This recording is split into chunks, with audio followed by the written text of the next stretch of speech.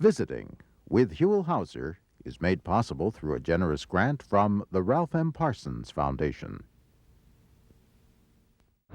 Well, hello everybody, I'm Huell Howser. Get ready for an adventure, an unusual adventure, an exciting adventure. We're spending the day in Monrovia, the all-American city of Monrovia. We're basically right now right off the 210 freeway on the corner of Myrtle and Evergreen, and we're starting off our adventure in this business. Now, this is one of the best-known businesses in Monrovia, maybe even in all of Southern California. It's been here since 1975. It's called the Wizard of Bras. Does that pique your interest? Okay, we're inside the Wizard of Bras. There's a little bit of everything in here, not just bras, but we've been instructed to come to the back here and look at this beautiful big room, and here she is. I have a feeling you are the wizard. I hope so. Introduce yourself to everybody. My name is Bonnie Kaufman, and I started this business in 1975, and we've been on this corner for 32 years. Bras. Now, Bras. That's a very interesting subject, and I mean, it really is, isn't it? Yes, it is, and it's important to women, but it's also important to men. And bras have been around for how long? Well, actually about 2,000 years. There are pictures, there's frescoes, Roman and Greek times of women wearing various bands around their breasts if they were doing athletic things. And then somewhere about 500 years ago, we don't know who to blame, the Italians or the Spanish, but they created corsetry and what is called tight lacing. It's equivalent to the Chinese women binding their feet. Yeah, yeah. So bras have been around for thousands of years. Yes, they have. And you have thousands of bras here. Look at this camera, just kind of looking down here. This whole thing goes, how many bras have you got in here? About 17,000. You're kidding. And every conceivable size, from 28 to 58. And what do women do? They come in here, and there are all kinds of special needs. Exactly. We do medical, and we do maternity, and we do weddings. We do everything, anything that has to do with foundations. Yeah, okay. And so this is a 28-band box. Now, women don't come in here and pull these bras down by themselves. They come in and everyone signs in the front and gets a fitter. There's a big staff here. Mm-hmm. And so everyone gets personal service. And this is 28. Well, that's a fancy bra. Oh, yes, they're beautiful things and plain things. And this isn't that big a cup. You can see how small around it is. This is a 28F. Mm-hmm. Now, 28F doesn't walk in here every day, but when she does, she thinks this is a miracle. Yeah. Now, so really, you're providing a real service we think so. For a lot of women. Yes, yes. We do ship all over the world. We do have a website, and we try to help women understand their sizing issues. This is a 28 double J, so you can see there's a double J. Double J. Who started this sizing system? Well, actually, it didn't start until the 1930s. We were making bras in Europe and the U.S., but cup sizing was unheard of. Adjustable straps were unheard of. That's a patented invention. And then for a while, wasn't it back in the 60s, bras were unheard of? Well, to a small segment of the society, but they made the front pages of the newspapers. The bra burners. Bra burners, yes. And women who didn't wear bras. Now, are bras back now? Oh, yes, yes. It would be a rare thing to find someone who does not wear a bra. Well, you really know your history. I hope so. We could do a whole program on bras. Absolutely. There's a lot of interest here, isn't there? Men and women need to understand, because if the woman in your life is miserable all the time because her bra is killing her, it affects the whole family. Yeah. Bras they do impact posture. They can impact breast health. It's very interesting. It is really a very complex subject. And a subject that a lot of people don't know a lot about. I bet a lot of salespeople and a lot of department stores don't know that much about bras. Again, well, if you don't have the size range, what we offer is a complete size range. So you can only offer whatever sizes you carry. We are not limited with that. We also sew next door. So you can make a custom bra. Yeah, or we can retrofit anything to fit anybody. Wow, this is so interesting. We're going to come back I would love and it. do Thank a you. whole bra show with you because love this it. is really fascinating Well, stuff. Thank you. Nice to meet Well, you. You thank know, you. we're not here to spend the whole day with you. Right. We're here to spend the day with your daughter. That's right. Entrepreneurship generation after generation. Absolutely, because if you think this lady has an interesting story and has interesting history and knows what she's talking about, just wait till you meet the daughter. There's a whole nother story there, right? That is right. World traveler, too. All right, here we with her go. hobby, yes. And she's just right down the road from you. Yes, she is. Monrovia seems to be a nice place for all of us. We're heading to stop number 2, from mother to daughter. Okay, our Monrovia adventure continues. We have left the Wizard of Bras. We have now come less than a mile. We're in Old Town Monrovia, and we're going to spend the rest of the day with Bonnie's daughter, who owns and operates Studio C Hair Artistry.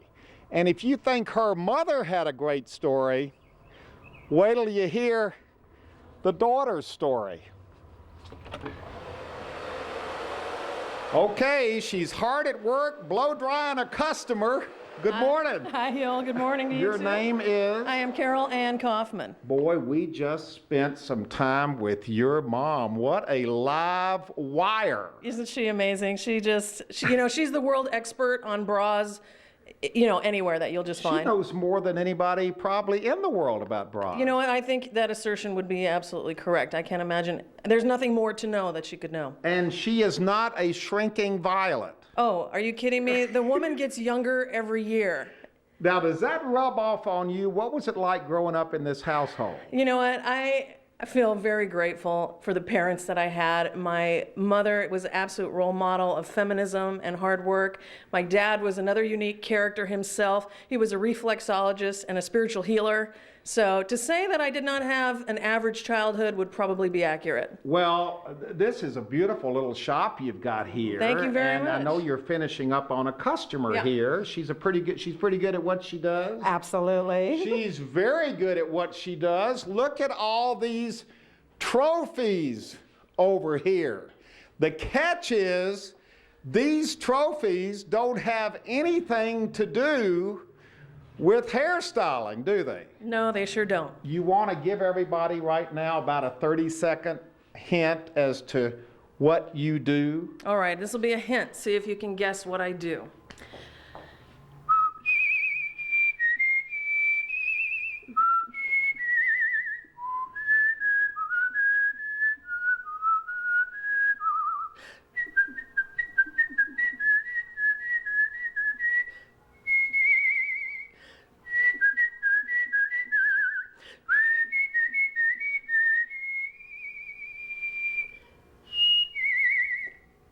Wow.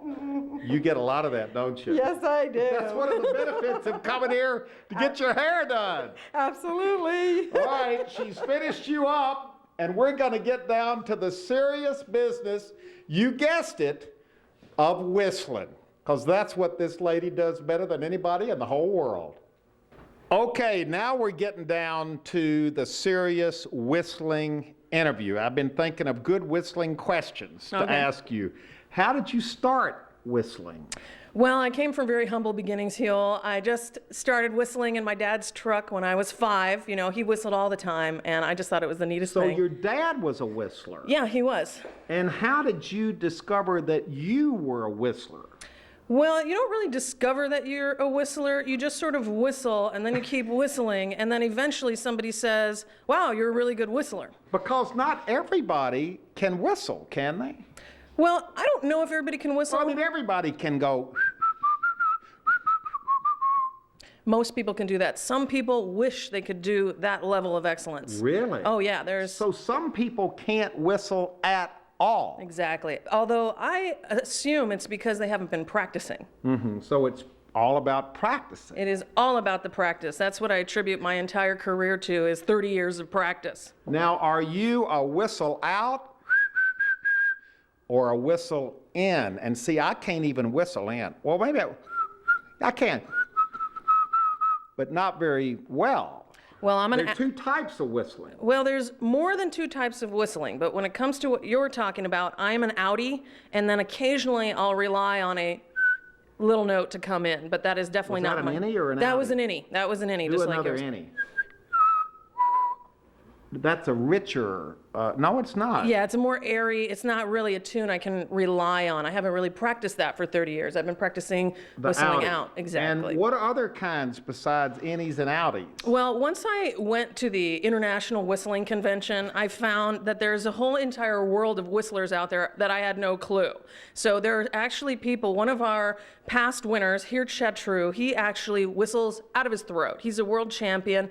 I have no idea how he What do does you it. mean out of his throat? He's don't- got to use his lips. He does use his lips to help to form the notes a little bit, but the actual notes come from his throat. Yes, there's also palatal whistling, which means you put your tongue to the roof of your mouth and that you somehow get a tune out in that way. And I've thought of one. And I can't do this either, where you put your fingers in and go.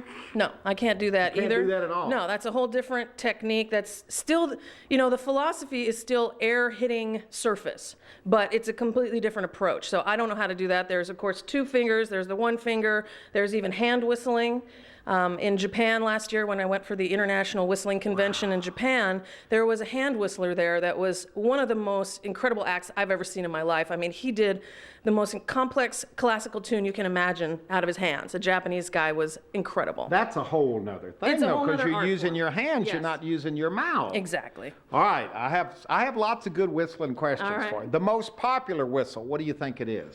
I would probably have to say it's the old Andy Griffith. You think so? Yeah.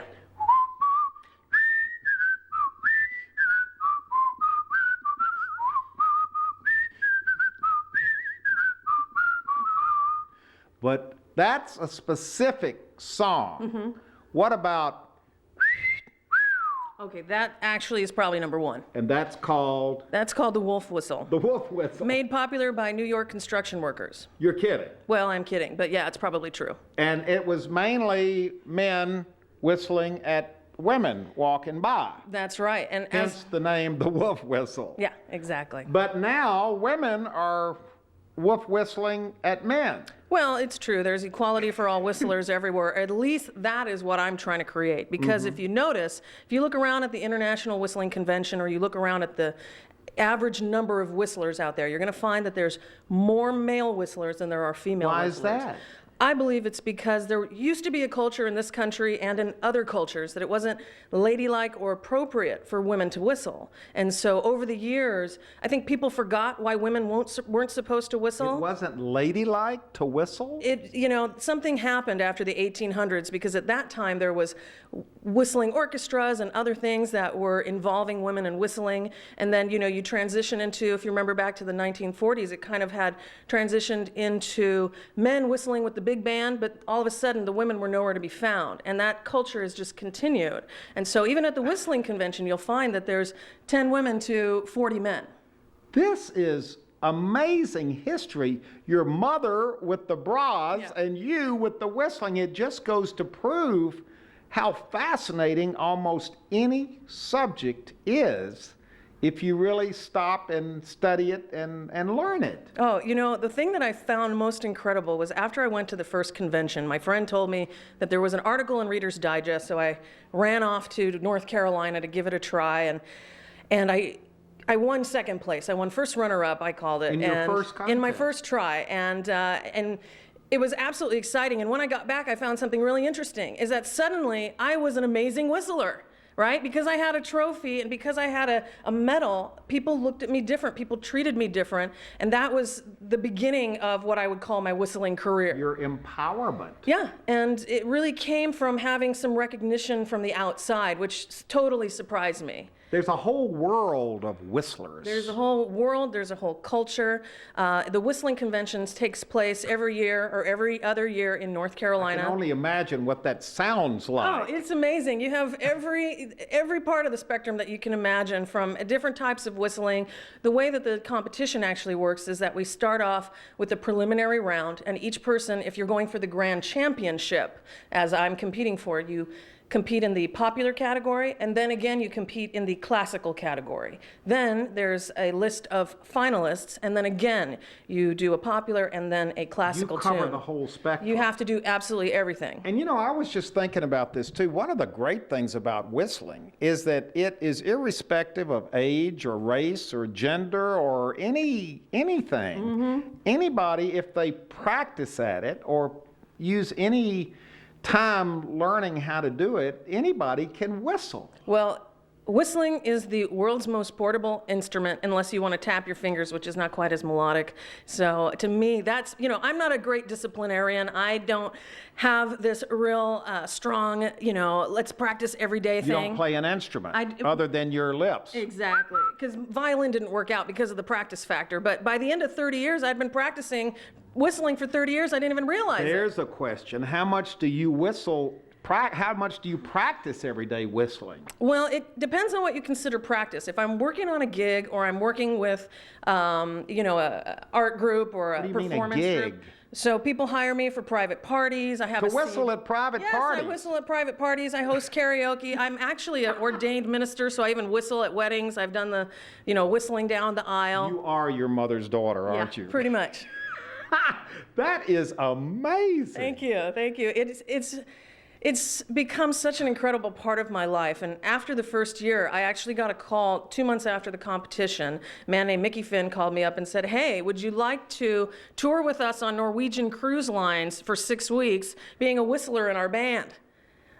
Yeah, I was this has opened up a whole world for you. It's never ending. It is so exciting. And it's become such a wonderful part of my life. It's something that was always there that I didn't even realize how much it meant to me until I started underscoring it and really participating with it. And now there was one particular week after, I don't know what happened, but I found that I couldn't whistle in the same way. This was about a couple months after my first convention, right? Now that I'm really You focusing. thought something had happened. Well, it was something I ate or whatever it was, but my instrument is a little temperamental. And so what happened was I had some gigs I had to do. My whistling wasn't at par. And that was when I really realized, this is a gift to me. I don't mean a gift coming out. It's a gift in my life. I love the expression of whistling. It's something, when I'm at the supermarket, I can blast out my whistle as much as I want. I can't really do an aria. I can't really sing to the music of the radio at the market, but I can whistle as much as I want. And generally speaking, an older man or woman will come up and pat me on the shoulder and just tell me how much they enjoy it. Well, it's such a positive thing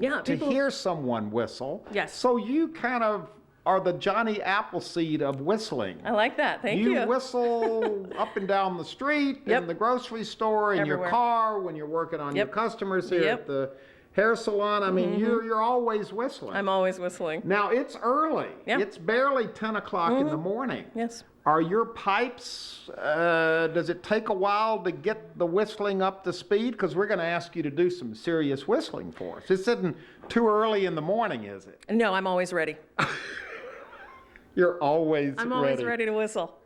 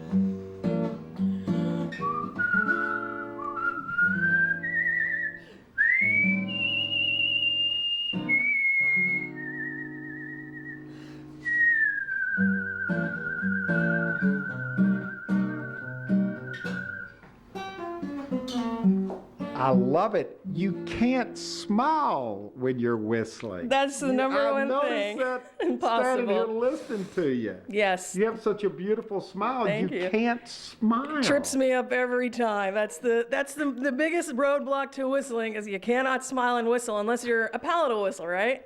If you And whistle. you do a whole choreography things with your hands. You really get into this very seriously. Oh, it's such a wonderful musical expression to me, and the finger thing is sort of unconscious, but I have a mission that is to make whistling a part of artistry that it already is, but people don't recognize it yet. And so that is really what I'm up to, is that women can whistle, that people can whistle, and whistling is a beautiful musical art form that has just been underground for too long. What a wonderful day we have had here with you all. Thank you so much. Thank you so much. Wow. It's been wonderful. I've learned so much about whistling. There's so much to know. And now, all out across Southern California, people can start whistling. If we listen, we can hear them whistling, some better than others right now, but it's something everybody can do. Yeah. It's here for all of us to enjoy. Isn't that wonderful? Can we end up with some kind of, what else have you got that we can whistle to? Oh, yeah. That people at home can whistle to? Oh, well, gosh, I think that Under the Boardwalk is That's probably a good one. a classic. Let's do Under the Boardwalk. Come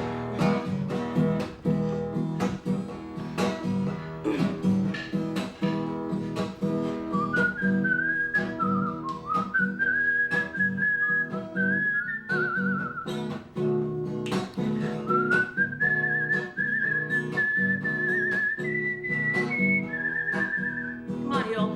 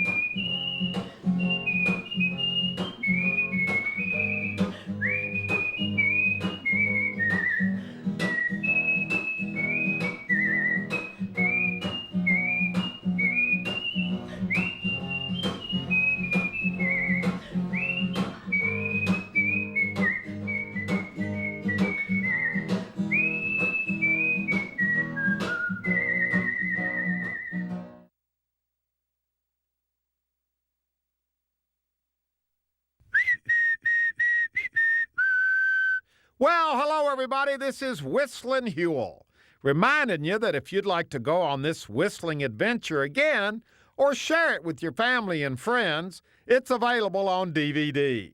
All you have to do is call 1-800-266-5727, and we'll be glad to send it to you right away. Visiting with Huell Howser is made possible through a generous grant from the Ralph M. Parsons Foundation. Well, hello, everybody. I'm Huell Howser, and for those of you who want to share our California adventures with family and friends who live out of state, Well, you can send them to our website at www.cowgold.com, where they'll find a link to iTunes and an ever-increasing number of episodes they can watch for free. We're taking California's gold worldwide on the web.